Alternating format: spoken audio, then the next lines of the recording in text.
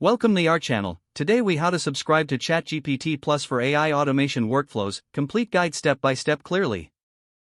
On the homepage, look for the ChatGPT section. Click on the ChatGPT link to navigate to the ChatGPT platform. Once the ChatGPT page loads, locate the sign in button at the top right corner. If you already have an account, enter your login credentials and sign in. If you are new to ChatGPT, find the option to create a new account. Fill in the required information to set up your account. After signing in, you will be directed to your ChatGPT dashboard. Look for the Upgrade to Plus option, usually visible on the screen. Click on this Upgrade button to proceed with your subscription. You will be presented with details about ChatGPT Plus, including benefits and pricing.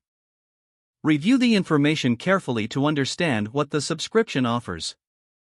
Next, you will be prompted to enter your payment information. Fill in your payment details as required, ensuring accuracy. After entering your payment information, double-check all provided details. Submit your payment to initiate the subscription process. Once your payment is processed, you will receive a confirmation message. You can now access ChatGPT Plus features from your dashboard.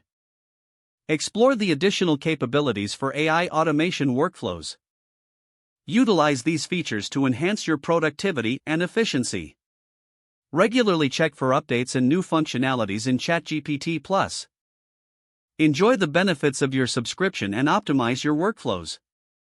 If the page does not load, refresh the browser or try again in a private or incognito window. Make sure you are using the correct email address, then retype it carefully to avoid small typos. If your password is not accepted, use the reset option and create a new strong password you can remember. Check your spam folder for verification or security emails, then complete any requested confirmation steps. Enable two-factor authentication if available to improve account security and reduce unauthorized access risk.